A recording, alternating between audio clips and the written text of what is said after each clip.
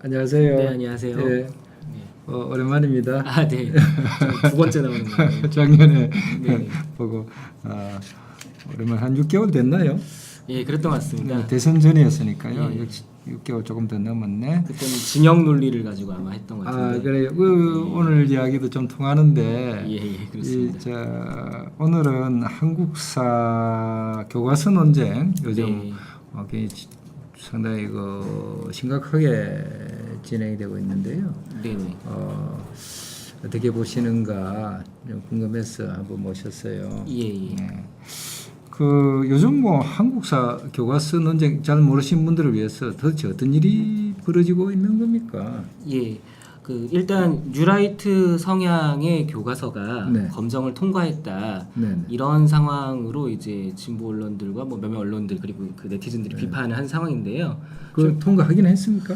예, 통과를 했는데 아직 최종 검정 통과는 안 한 상황이죠. 그리고 약간 좀 사실관계 확인을 하자면은 이번에 통과한 교과서는 그 교학사 교과서인 거고요. 그리고 교학사는 이제 그 교과서를 출판하는 출판사들 중에 하나인 거죠. 네, 그렇죠. 원래 그 교과서를 만들던 출판사 중에 하나인데 이 교학사 교과서가 이제 뉴라이트 성향 단체의 지원 그 청탁이라고 해야 될까요? 뭐 이런 걸 받아서 이제 만들어졌다는 건데 이 교과서의 내용은 아직 아무도 본 사람이 없어요. 왜냐하면은 그 최종 검정 이전에는 공개를 못하게 되어 있거든요. 그래서 그리고 이제 검정 기준에 맞춘 것이기 때문에 사실 다른 교과서의 내용과 큰 차이가 있다라고 보기는 어려울 것 같은 그런 상황이죠. 검정 기준이라 하면 뭐 그런 게 또 있나요? 네, 그렇죠. 이제 몇십 가지 정도를 선정해 놓고 그 지침에 맞추도록 하고 그 틀 안에서 이제 국사 교과서가 변동을 하도록 하는 그런 시스템이 검정 시스템인데 그런 문제가 있고 그리고 사람들이 이번에 이를테면은 그 인터넷에서 그 사진을 찍어놓고 이제 밑줄을 그어놓고 이렇게 테러라고 썼다 이런 식으로 해서 유통을 시킨 교과서는 2009년도에 나온 이제 그 뉴라이트 성향 교과서 포럼에서 나온 대한교과서 한국 근현대사죠. 네, 저도 그건 봤습니다. 예. 그게 2009년에 나온 교과서고 이건 사실 말이 교과서이지 실제로 검정을 통과할 목적으로 만든 교과서가 아니라 그냥 사실 책에 해당하죠. 네. 책에 해당하고 이 교과서의 내용을 바탕으로 교학사 교과서를 비판하는 것은 사실 좀 말이 맞지 않다라고 교학사 측에서도 좀 보도자료를 내서 항의를 한 바가 있습니다. 네. 그리고 또 한 가지 문제가 대한교과서 내용도 사실 좀 왜곡이 돼서 돌아다니고 있는 것들이 좀 있어요. 네. 이를테면은 중군 위안부를 자발적 성매매라고 주장했다든지 이런 내용은 전혀 기술되어 있지 않고요. 근데 한윤희 씨도 아직 안 본 거네. 2009년 대한교과서에서도 그렇다는 거죠. 지금 얘기는. 네. 그러니까 그 검증을 목적으로 쓴 교과서는 그보다 표현을 완화했으면 완화했지 그 곽경환 쪽으로 안 갔을 텐데. 네, 그렇죠. 그럴 리가 없다는 얘기죠. 그렇죠. 그렇게 쓰지는 않았을 거라는 얘기죠. 예, 이제 사람들이 이제 흔히 문제를 삼는 것은 이제 5.16은 혁명이라고 적고, 5.18은 폭동이라고 적고, 4.19는 의거라고 이제 표,말을 하고, 종군 위안부는 자발적 성매매를 하고, 안중근은 테러리스트라고 적었다. 이런 식이잖아요. 김구 선생도 예. 테러리스트다.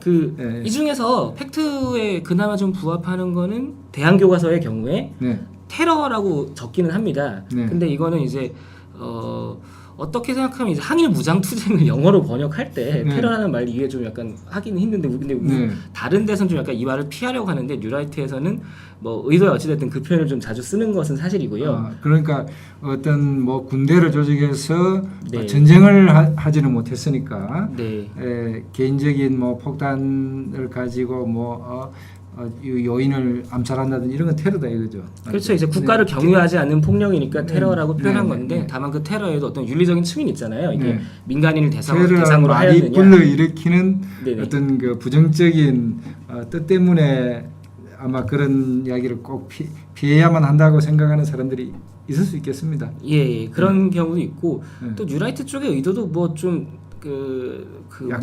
투쟁에 좀 폄하의 색채를 씌우는 의도가 있을지는 모르겠습니다. 그렇긴 약간 한데 그것이 테러에 불과했다 이런 정도로. 네네.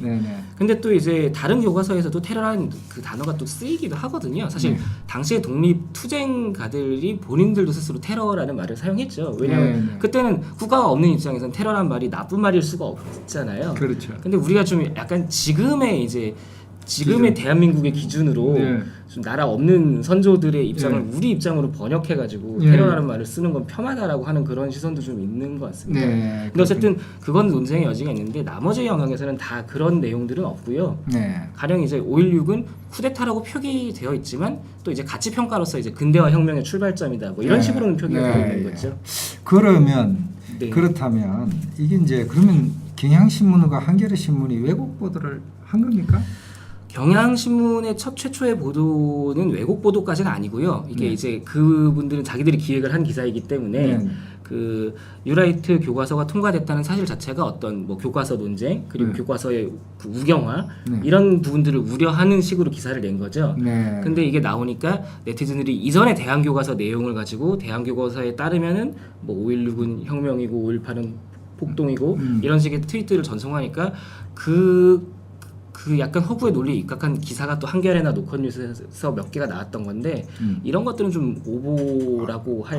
그럼 경향신문은 어떤 선제적으로 그런 우려를 표현해서 좀 이제 대한교과서 뉴라이트 쪽의 대한교과서가 혹시 뭐 좀 지나친 게 있지 않겠나 있으면 안 된다 이런 거를 이제 했는데 그것이 불러일으킨 어떤 반향 속에서 나온 얘기들을 근거로 그냥 한겨레 신문이나 이런 데서 좀 써버렸다. 그렇습니다. 그리고 이제 교학사 측에서 이제 반박 보도자를 내면서 뭐 더 이상 보도 차원에서는 그런 게 나오지 않았는데 여전히 좀 약간 오해랄까 그런 측면들은 좀 가시지가 않더라고요. 그러면 이게 조금 그 민주당조차도 거기에 또 논평을 냈었잖아요. 네, 그렇습니다. 근데 이게 그런 민주당 같은 그런 어떤 말하자면 그 제1야당에서 그 논평을 그런 걸 냈다는 것은 그게 좀 이게 지금 뭔가 이 사실관계 근거가 부족한 상태에서 거기까지 나갔다는 것은 조금 그렇습니다. 약간 좀 뭐랄까 좀 파악이 좀 잘 안 된 측면도 있을 것 같고요. 그리고 우려야 사실 우려야 표현할 수가 있는 것이죠. 다만 이제 제1야당의 입장에서 아직 보지도 않은 교과서에 대한 우려를 표명했다는 건 조금 좀 나간 면이 있지 않나. 그럼 뭐 의뢰 저쪽은 그럴 거다. 그렇습니다. 그래가지고 막 그냥 그러니까 이 바로 이제 교과서 논쟁이 이렇게 이제 좀 가열되고 있는데요. 자 그러면 제가 여기서 좀 우리 시청자분들에게 저 대신해서 제가 한준영 씨한테 질문 하나 던지고 싶은데요. 이 역사라 그러면 사실을 기술하는 거네요. 사실, 팩트. 그렇습니다. 그런데 도대체 이 사관에 따라서 역사를 보는 관점에 따라서 이렇게 크게 달라지는 이유가 뭡니까? 그렇게 크게 달라집니까? 역사라는 게 크게 달라질 수 있습니까? 그건 역시 이제 사실이란 게 있지만 그 사실들을 모두 기술할 수는 없기 때문에 이거를 이제 어떤 역사라는 것도 하나의 스토리인데 스토리를 맞추려면은 거기에 입각한 사실들을 골라내서 이제 쓰지 않겠습니까? 그러면 어떤 관점을 가진 사람은 뭐의 눈에는 어떤 사실이 더 중요하게 보이고 네, 그렇습니다. 그러니까 그 중요한 사실들을 스스로 모두 다 스스로 할 수는 없으니까 그러다 보면 이제 달라진다는 얘기야. 특히 이제 아주 세밀한 사실들을 책으로 찾아보는 차원에서는 또 얘기가 다를 것입니다만 교과서처럼 이렇게 한정된 한 권 정도의 분량이 담을 때는 또 선별된 사실과 그걸 통한 일단 구성 기술 이런 것들이 그 다른 결과를 만들어낼 수 있기 때문에 사관에 대해 그렇게 많은 사람들이 신경을 쓰고 있는 것이겠죠. 사관에 따라서 많이 달라질 수 있다. 그렇습니다. 교과서 정도로 압축되기 시작하면 압축되면 굉장히 많이 달라질 수도 있다. 그렇습니다. 그런 얘기가 되겠습니다. 근데 저는 또 이런 측면도 있는데요. 물론 교과서의 사관에 따라 역사 기술은 달라집니다만 교과서나 공교육의 영향을 너무 과대평가하는 것도 양측의 문제라고 생각합니다. 사실 뉴라이트 측에서도 이렇게 얘기하는 거잖아요. 전교조들의 영향으로 편향된 인형 교과서를 배웠기 때문에 학생들이 좌경화되었다고 그쪽도 얘기하거든요. 근데 이쪽에서는 또 뉴라이트 교과서라는 게 통과되면 모조리 다 친일파가 될 것처럼 얘기를 한단 말이죠. 근데 사실 우리 학교 교육 생각해보면 알겠지만 사람들이 학교 교육에 오히려 반감을 느끼는 경우도 많아요. 그런 교육의 문제라면 최근 일본 사례, 최근 한국의 뭐 일베 같은 현상을 또 일본 내두익들과 비교하고 있지 않습니까? 않습니까? 예. 거기 보면 일본은 그 동화 교육이라고 해가지고 소수자에 대한 그 우리는 평화를 사랑해야 되고 인권을 존중해야 되고 제1항공인들을 존중해야 되고 이런 교육을 공교육에서 시켰어요. 예. 근데 그 교육을 받은 애들이 그런 교육이 너무 지겨워서 제1항공인들이 싫어졌다라고 얘기를 하는 경우도 있거든요. 아, 그렇죠. 예, 그래서 사실 이게 어떤 그 사회적 담론의 차원에서 인권의 의식이 성숙되는 차원이 아니라 그냥 교과서만 바꾸는 차원으로는 어느 정도 승리를 하기가 교과서에 어려운데 어떻게 쓰여 있는가에 따라서 꼭 그 학생들이 모두 그런 생각을 갖게 되는 건 아니다. 네, 그렇습니다. 네. 그래서 좀 너무 뭐랄까 서로 상대편 세력이 자라나는 핑계를 교과서에 두고 있는 게 아닌가. 근데 이런 건 문제가 있을 것 같습니다. 이 이제 뉴라이트 쪽 교과서를 집필하신 분들이 이야기는 네네. 기존 교과서가 6종 있다고요? 네, 그 6종인가 있는데 8종이가 있는 거예요. 예, 그게 모두 다 뭐 천편일률적으로 네. 어떤 그 민족주의 경향에 따라 쓰여져 있다. 아니 뭐 심지어는 좀 민족주의라고 얘기하지도 않고 뭐 어떤 분은 박헌영 사관이라 이렇게까지 뭐 박헌영 사관 혹은 뭐 김일성주의 아니냐 이렇게까지도 그렇게까지 말씀하셨었죠. 이제 표현해놨던데 네. 그런 어떤 편향된 사관으로 되어 있으니까 한종점은 네. 좀 뭐 또 자기들 교과서도 있어야 되는 건 아니냐 이렇게 이야기할 수도 있겠습니다. 근데 또 이제 그렇게 말씀하시면은 이제 또 8종 중에 한 종 혹은 뭐 10종 중에 한 종이라고 그쪽은 말씀하시지만 네. 또 이제 그 뉴라이트를 우려하는 쪽에서는 교장 교감들이 굉장히 보수화되어 있기 때문에 한 종이지만 포함되면은 일선 학교에서 많이 쓰이게 될 것이다. 그래서 10종 중에 하나가 아니라 굉장히 편향된 그런 결과를 만들어낼 수 있다. 이렇게 말씀을 하시는데 뭐 사실 그렇게 좀 서로가 서로를 그 뭐랄까 서로를 세뇌할 수 있다 이런 종류의 가능성은 좀 지우고 얘기를 해보자면 그 기존의 교과서에도 문제는 좀 있다라고 볼 수 있는 측면이 있겠죠. 일단 좀 최신 연구 성과가 반영이 안 돼 있는 측면들이 좀 많고요. 그러니까 최신 연구 성과를 뉴라이트는 뉴라이트 방식으로 반영을 하고 있는 건데 이 뉴라이트를 비판하려면 그 성과를 반영하는 차원에서 뉴라이트를 반박을 해야 되지 않습니까? 그렇죠. 근데 약간 뉴라이트가 내세우는 약간 그분들은 그냥 경제사, 약간 경제 통계 같은 걸 중시하는데 이 경제 통계를 그 끌어들이면서 이 사람들 주장을 반박할 수 있는 길도 있는데 기존의 민족주의 사학은 그게 아니라 어떤 민족적 관점이 부족하다, 민족 의식이 부족하다, 그 근대화를 강조하는 것은 뭐 일본 극우파의 논리다 이런 식으로 이런 수준에서 반박을 하고 있는 그 차원이 있어서 거기에 입각해서 쓰여진 교과서가 사실 저는 현행 교과서도 뉴라이트의 말처럼 그렇게까지 큰 문제라고 보지는 않습니다만 그런 어떤 다른 편향은 있는 것이죠. 이 뉴라이트 표현을 하면 약간 그 일제 시대가 너무 이제 그 투쟁, 항쟁 중심으로 기술되어 있다. 뭐 이런 말을 하는 거 아니겠습니까? 그렇죠. 그 말하자면은 보통 사람의 생활 거의 반영되어 있지 않다. 모두가 독립운동을 한 건 아닌데 그렇습니다. 독립운동사 중심으로만 쓰여 있다. 그래서 2009년도에 나온 아까 말씀드린 대한교과서 처음 볼 때 저도 되게 그 신기했던 게 교과서에 원래 그런 얘기가 잘 안 나오는데 식민지기 조선인들의 생활 수준 뭐 이런 것들에 대한 그 글들 그 부분들이 있더라고요. 근데 오히려 이게 투쟁 중심의 사관에서 놓치는 그런 측면들일 수도 있습니다. 뭐 실제로 이런 것들이 뉴라이트 입장에서는 뭐 한국의 근대화가 일제 시기의 기원이 있다라고 설명하는 그런 사관에 함몰된다는 그런 측면도 있지만 그것과 별개로도 이런 사실들이 민족주의 사학에서는 좀 반영을 안 하는 측면들도 있거든요. 그런 측면들을 좀 균형 있게 봐야 될 것 같습니다.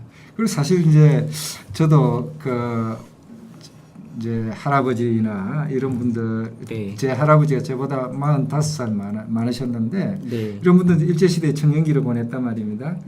이제 빈농의 아들로 태어나서 자기가 뭐 어떻게 고생하고 또 일본 가서 어떤 뭐 고학을 하고 돌아와서 또 어떻게 했던 이런 얘기를 자기 하는 것 들으면 이분이 친일파인가 이런 생각이 들 때가 있단 말입니다. 근데 이분이 뭐 이분을 친일파라 그래버리면은 친일파가 너무 많아져 버리는 거예요. 또. 그렇죠. 이제 창씨 개명을 한 사람들이 90%가 넘는 사회였기 때문에 그리고 이런 측면이 있거든요. 그 시대에 이제 이를테면 그 학교에서 공교육에서 일본어를 가르쳤다라고 하지 않습니까? 근데 그 당시 이제 국민학교 이게 보통 교육을 굉장히 많은 사람들이 받았단 말이에요. 그럼 이거는 일본이 뭐 통치를 용이하기 위해서 그렇게 했다는 측면도 있지만 그보다는 조선인들이 굉장히 교육을 원했고 공교육을 받기를 원했고 그걸 이제 그 당국이 요구를 했던 측면이 있거든요. 그렇죠. 그럼 이제 일본이 또 사립학교도 많이 세웠잖아요. 그렇습니다. 그래서 우리나라 사람들이. 그 사립학교도 많이 세웠고 네. 그런 배움의 욕구가 또 일본에 반영돼서 일본은 그런 체제로 만들고 네. 그래서 이렇게 되면 이게 그 뉴라이트 쪽에서 말하는 식민지 근대화라는 것도 어떤 의미로 치면 이제 조선인들이 일제의 어떤 체제에서 요구를 해서 만들어낸 측면도 있고 이런 부분들까지 그 시골 가보면 국민학교가 동네에서 가장 좋은 곳에 있어요 보통. 네. 그 터들을 다 동네 사람들이 제공한 겁니다. 네. 국민학교를 유치하려고. 네. 일본어만 가르치는 건 마음에 들지 않았겠으나 어쨌든 배움에 대한 욕구는 엄청나게 있었던 아니 그리고 것이죠. 일본어만 가르친 거는 나중에 전쟁 말 그 태평양 전쟁 말기에 이제 네. 그야말로 이게 아주 극단적인 네. 이런 저 상황에 갔을 때 창씨 개명도 하고 일본어만 가르치고 뭐 기타 등등 네. 그런 것이 한 몇 년 동안 있었죠. 그렇습니다. 예, 그때는 뭐 우리나라 또 모든 저 말하자면 독립운동 같은 것도 거의 뭐 압살되었어. 거의 네. 흔적도 찾기 어려웠고 국내에서 말입니다. 그때 또 많은 분들이 뭐 옛날에 3.1운동 시절에 독립운동 했던 분들이 이제 견디지 못하고 뭐 어떤 네. 살아남기 위해서 또 뭐 좀 전향 같은 것도 하기도 하고 뭐 등등 하지 않았습니까? 실력 양성론자들 뭐 이렇게 그런 네. 분들이 많이 전향하셨죠. 예. 말씀하신 부분도 있고 사실 그래서 뉴라이트 쪽에서 이제 보는 부분도 그런 부분이 좀 있다고 할 수 있겠는데 우리가 친일파라도 또 이제 그 실력 양성론자 계열과 또 처음부터 친일한 사람들은 또 다른 측면이 있는 부분도 있는데 또 민족주의 입장에서는 그게 좀 구별이 안 되지 않습니까? 네. 뭐 그런 부분들을 뭐 이제 어떤 근대화를 만들어낸 테크노크라트들 이런 쪽의 입장에 뉴라이트는 좀 그래서 이제 보장하는 측면이 있죠. 문제는 그러면 이제 기존 교과서의 문제라고 우리가 한윤희 씨가 지적한 것에 따르면은 네. 다수 국민의 다수 우리나라 사람들의 네. 생활과 그 생활 정서 이런 것들이 좀 잘 반영되지 않다. 약간 좀 민족이라는 실체에 더 집중하지 않았느냐. 네, 오히려 이런 이제 얘기를 하는 것이죠. 오히려 그런 점에서 본다면 뉴라이트 쪽에서 지금 그것을 약간 그런 쪽으로 네. 좀 시도하고 있다. 네. 예, 그래서 그렇다면은 이게 이제 이 지금 이 양쪽에서 말입니다. 이 한쪽은 뭐 친일파다 그러고 네. 한쪽은 또 뭐 종북 이다 이렇게 보통 이야기를 하잖아요. 네, 네. 그래서 뭐 거의 심하게 뭐 박헌영, 김일성 사관이라는 등 뭐 이렇게 하면 그 말은 결국은 기존 교과서가 다 이제 네. 종북 교과서다 이런 얘기를 그렇습니다. 하는 거고 예, 또 그런 얘기를 하고 이제 있습니다.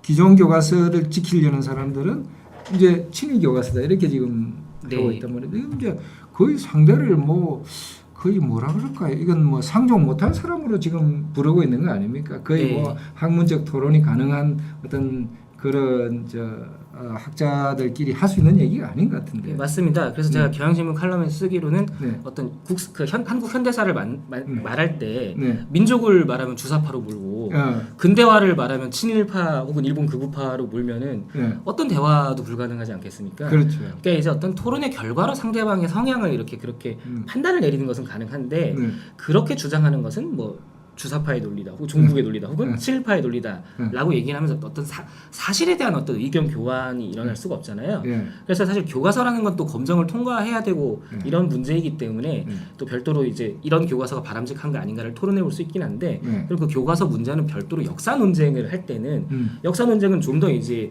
그 여러 가지 사관이 존재하고 좀 더 자유롭고 광범위한 차원에서 전개를 해야 되지 않겠습니까? 근데 그런 어떤 사실관계 확인 그리고 사관에 대한 그 관점 토론 같은 것을 서로에게 딱지를 붙이면서 이렇게 극단화시키는 것은 바람직한 자세가 아니겠죠. 네. 그러면 말입니다. 지금 거의 말하자면 한쪽은 극우, 이때 극우라 하면 파시즘이나 뭐 나치즘이나 네. 일본 군국주의 네. 이런 경향으로 상대를 몰아붙이고 네. 한쪽은 거의 극자, 공산주의 뭐 이렇게 몰아붙이고 있는 셈 때로는 그렇게 들기도 해요. 양쪽 이야기가. 실제로 그렇게 하고 있는 것이고요. 네. 가령 이제 계속 나오고 있는 루머가 네. 그 뉴라이트 교과서 포럼 학자들은 일본의 극우파와 함께 그 연구를 하고 있고 그 일본의 돈을 받아서 연구를 하고 있다 이런 루머가 도는데 사실 이게 그 한일 뉴라이트 경우는 한일 간의 그 협력을 하는 조류이긴 한데 거기에 이제 나오는 이제 그 일본 학자들이 일본에서는 좌파예요 말하자면.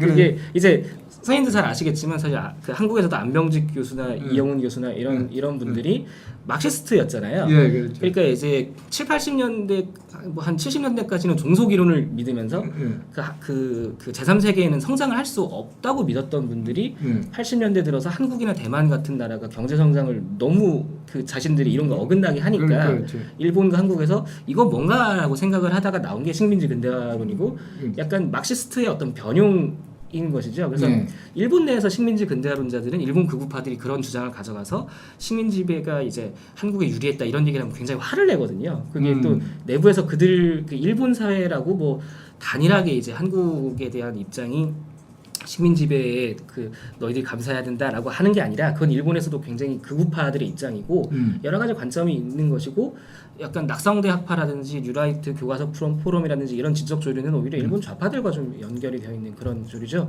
그 같이 연구하는 그 일본 학자들이 또 독도가 한국 땅이라는 뭐 그 증거도 뭐 발견해내고 뭐 그런 사람들인 것이거든요. 네. 그렇죠. 그래서 이제 뭐 참 그 얘기가 나오니까 재밌는데 독도 문제 이런 거는 말 한마디만 잘못하면 바로 그냥 민족 반역자로 몰리니까.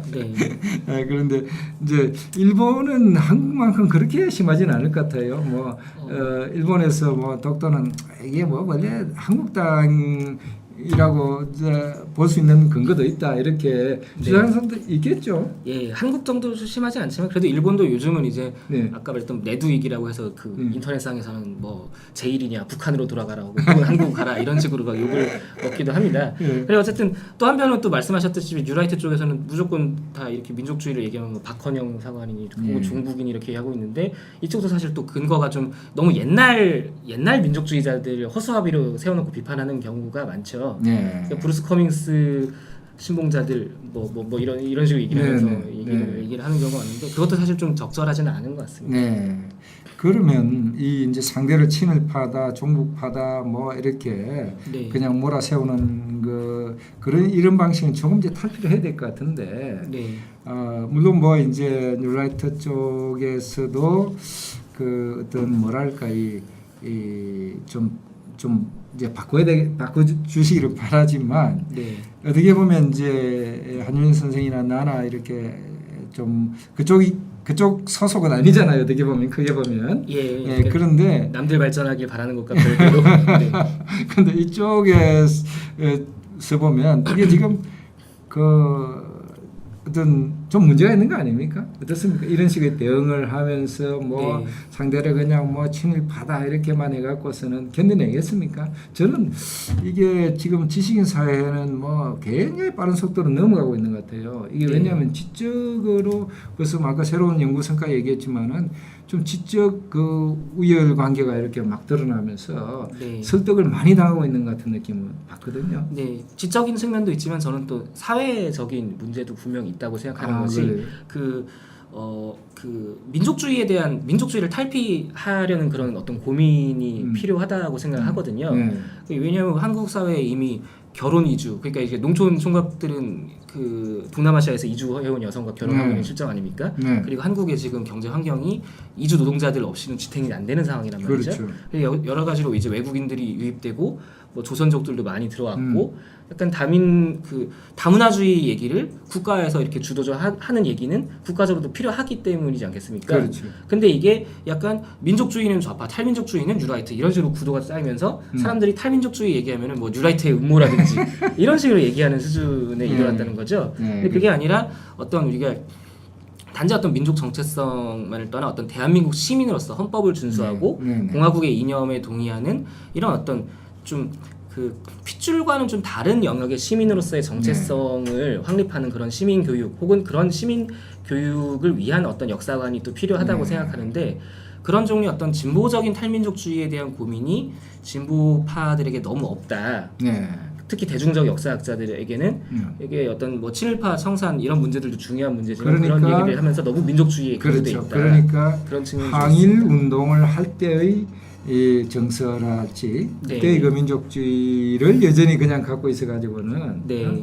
이 말하자면은 이주 노동자들이 이렇게 수백만이 되는 이런 시대에 네. 어떤 국민국가를 이렇게 말하자면 국민국가의 국민 정체성을 만들어가기 좀 어렵다. 네, 그렇습니다. 네. 특히 이제 이렇게 사람들이 그 인터넷상에 이주 노동자들에 대한 어떤 혐오의 그 감정을 많이 드러내기도 하고 네. 그런 상황에서 어떤 여기에 대해서 어떤 지적 조류로 대응을 해야 될 필요도 있는데 그런 부분에 대한 문제 의식을 느끼지 못하는 거죠. 왜냐하면 한국 진보 담론이 민족주의적인 어떤 열광의 지원을 받아서 성장해왔기 때문에 네. 그것과 거리를 두는 것에 대해 굉장히 부담을 느끼는 네. 그런 문제가 있는 것 같습니다. 그러니까 이거 영어로 하면 네이션인데 네이션이 이 우리나라에서는 그냥 민족으로만 이렇게 네. 되었단 말이에요. 그러니까 이 민족은 그 인종하고 큰 차이가 없는 건데 네. 원래 유럽에서 이 네이션은 국민이잖아요.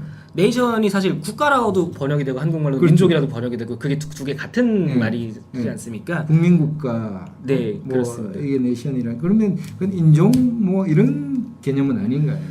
예, 그게 좀 약간 다른 부분이 있고 인종적인 부분은 좀 다른 단어로 표현을 하는데 한국의 경우는 근데 국가는 뭐 단독 정부, 남한 정부가 있는데 명백하게 우리 한민족인 남북한이 다른 국가로 존재하다 보니까 국가와 민족을 분리해서 사고를 하게 되고 뭐 그렇기 때문에 이런 좀 많은 문제들이 생기긴 하였습니다만 어쨌든 간에 좀 그런 부분들에 대한 좀 성찰은 필요하다고 생각합니다. 네, 그러니까 이제 우리나라의 이 발전 단계라든지 또 사회 변화 또 앞으로 통일까지 내다본다면 네. 저 항일운동 당시의 민족주의 네. 거기에 머물러서는 어려움이 많다. 네. 이렇게 볼 수 있겠습니다. 그렇다면은 그런 어떤 항일운동 당시의 민족주의를 탈피한 그런 어떤 이제 관점에서 대한민국 역사를 좀 진보적 사관을 재정립할 필요도 있지 않을까. 예, 저도 뭐 서인도 마찬가지지만 저는 몇 년 전부터 그런 필요성을 계속 말을 하고 있는데 좀 외면을 받고 있는 현실인 것 그럼 같습니다. 도대체 왜 전공하는 학자분들은 네. 좀 이런 노래가 안 합니까? 아니면 우리가 잘 모르는 겁니까? 젊은 연구자들 사이에서는 꽤 그 논의가 있을 거라고 생각을 하고요. 네. 다만 이제 계속 민족주의 사학을 주도하시는 분들의 생각은 또 네. 이제 뭐 변하기는 어려운 상황인 것 같습니다. 글쎄 그게 저는 좀 궁금해요. 그게 그런 것은 어떻게 보면 좀 조금만 생각해 보면 쉽게 뻔한데 그죠? 그것도 사실 뭐 앞서도 말씀드렸습니다만 그 통일 문제가 네. 이게 한민족으로 통일하기 전에는 우리는 아직까지 피해자의 입장이고 그래서 그런 종류의 민족주의가 아직까지 한국 사회에 필요하고 도움이 되고 떨쳐버릴 수 없다라고 생각을 하는 그런 조류가 또 있는 것이겠죠. 통일이라는 과제가 남아 있으니까 네. 아직도 민족주의는 유효하다. 예, 그러니까 아직도 한국의 민족주의는 어떤 방어적 민족주의, 그러니까 제3세계 민족주의 같은 어떤 방어적 민족주의지, 네, 저항적 민족주의. 예, 저항적 민족주의지, 팽창적 민족주의나 뭐 제국주의로 나아가는 그런 종류의 민족주의는 아니다.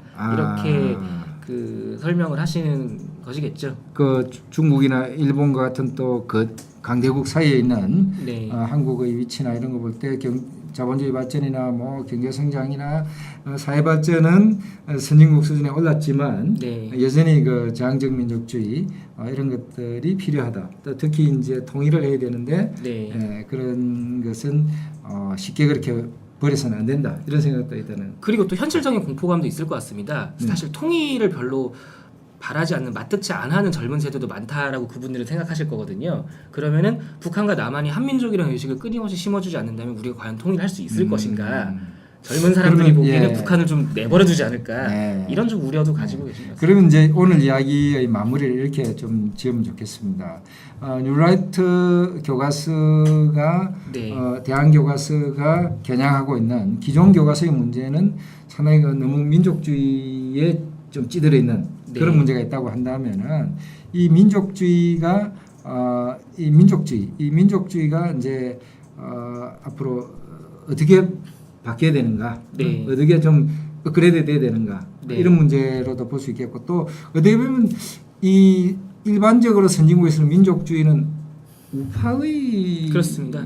기초 아니겠습니까? 네. 예, 그러면 이게 한국은 역사도 압축적으로 빨리 발전하고 또 분단국이다 여러 가지 복잡한 사정 때문에 네. 이 민족주의가 좀 진보 쪽의 이데올로기로 되어 있는 이런 어떤 네. 그 전도된 뒤집어져 있는 이런 것이 어떻게 바로 잡힐 수 있을 것 같습니까? 어떻습니까? 뭐 사실 그 서구 선진국에서 민족주의가 우파이기 때문에 우리나라에서도 뭐 그렇게 하는 게 정상적이다. 뭐 꼭 이렇게까지 봐야 될 필요는 없겠습니다만, 네. 다만 사회 문제의 차원에서 뭐 앞서 얘기했듯이 반이주 노동 담론이랄까, 민족주의에 입각해서 뭐 외국인 노동자들에 대한 어떤 피해 의식, 그리고 이 사람들에 대한 차별 감정, 혐오 감정들을 드러내는 그런 조류들은 조금씩 감지되고 있거든요. 네. 그럼 이런 것들이 사회 문제가 된다면 당연히 이런 것들을 어떤 그 방어선을 치는 것이 어떤 진보의 과제가 되어야 할 테고, 그러면은 외면하더라도 진보파에서는 결국 민족주의의 어떤 과잉된 측면을 그 방어해야 되는 그런 상황에 처해야 된다고 생각합니다. 그러니까 탈민족주의적 조류가 좀 필요하거나 적어도 민족주의 자체가 좀 더 업그레이드 되거나 이제 좀 열린 민족주의가 그렇게 될 해서 필요가 있는 거죠. 좌파 본유의 그 본래의 임무, 즉 사회적인 문제를 더 집중할 수 있는 네. 그런 게 돼야 되고, 또 그런 점에서 통일을 주도해야 될 자기들 입장에서 본다면 주도해야 될 보수 진영에서 네. 이 민족주의를 이렇게 좀 그쪽에서 가져가는 게 바람직하지 않을까요? 실제로는 사실 보수 진영도 민족주의를 많이 이용을 네. 하였죠. 사실 네. 독재자들이 이제 네. 그 통치를 함에 있어서 민족을 많이 강조를 하고, 그러다 보니까 나중에 박정희 전 대통령 본인이 친일파로 또 낙인을 찍히고 이런 뭐 양자적인 관계가 있을 텐데, 그래서 저는 이런 게 중요한 것 같아요. 이게 뉴라이트 그 서로가 좀 약간 뿔랑 괴물처럼 취급을 하고 있잖아요. 근데 사실 그 이쪽에서 저는 사실 뉴라이트도 한국의 어떤 평균적인 사람들과 그렇게 다른 생각을 하는 사람들은 아니라고 저는 생각하거든요. 그렇죠. 가령 이제 이를테면은 그 이쪽에서 박정희 대통령을 다카키 마사오라고 비판한단 말입니다. 사실 전 박정희를 비판할 수 있지만 다카키 마사오라는 게 문제의 본질은 아니라고 생각하거든요. 그렇죠. 근데 그렇다고 한국 사람들 대부분이 민족주의자들이기 때문에 다카키 마사오가 문제의 본질이 아니야라고 저쪽에서 방어를 하는 게 아닙니다. 그럼 이제 보수적인 네티즌들은 뭐냐면 김대중 전 대통령의 창씨 개명을 찾아내서 김대중은 도요타 다이주 아니냐 이렇게 반박을 한단 말이에요. 그러니까 이게 뭔가 이제 일본 이름을 가지고 있으면 이게 구리다라는 거는 양편 다 그렇게 생각을 하는 거예요. 사실 서로들의 생각이 그렇게 크게 다르지 않거든요. 근데 오히려 이러한 상식의 틀을 좀 더 넓혀 나가는. 그럼 앞서도 말씀하셨지만 그 당시에 창씨 개명은 한 그 일제 말기 90% 정도 했단 말이죠.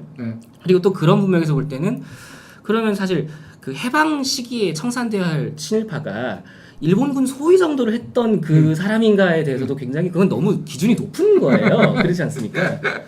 물론 뭐 혈서를 쓰고 이런 것들은 굉장히 좀 뭐 보기가 민망한 일이긴 합니다만, 그렇죠. 그것과 별개로 어떤 그 법적인 친일파 청산의 기준이라는 거는 그보다 훨씬 좀 높은 영역에 설정이 되어 있어야 20대 청년에게 뭐 친일파라고 해서 그러지 않았습니다. 그리고 당대 사람들이 그렇게 생각을 하지도 않았어요. 그렇습니다. 썼던 게 현실이거든요. 네, 그렇습니다. 그 사람들이 그 청산해야 된다고 생각했던 친일파는 뭐 직접 자신들을 잡으러 다닐 때 일본 순사라든지 고문 경찰이라든지 뭐 굉장히 좀 그 중책에 있었던 사람들이라든지 이런 사람들이었는데, 이런 사람들 청산을 못한 거 맞지만 그게 청산이 아니었다고 해서 너무 이렇게 막 기준을 넓혀서 뭐 김수환 전 추기경 돌아가셨을 때 그분이 그 일본 군복 입은 모습을 이렇게 하면서 친일파라고 한다든지 이런 식으로 가면 안 된다는 거죠. 좋습니다. 그래서 오늘은 민족주의 과잉 이런 것들을 이제 이야기하면서 오늘 이야기를 마무리 짓고, 다음번부터 한번 한국사에 대해서 좀 시대별로 한번 이야기를 차근차근 한번 나눠봤으면 합니다. 재미있는 기회인 것 같습니다. 감사합니다. 예, 고맙습니다. 감사합니다. 네, 네. 수고하셨습니다.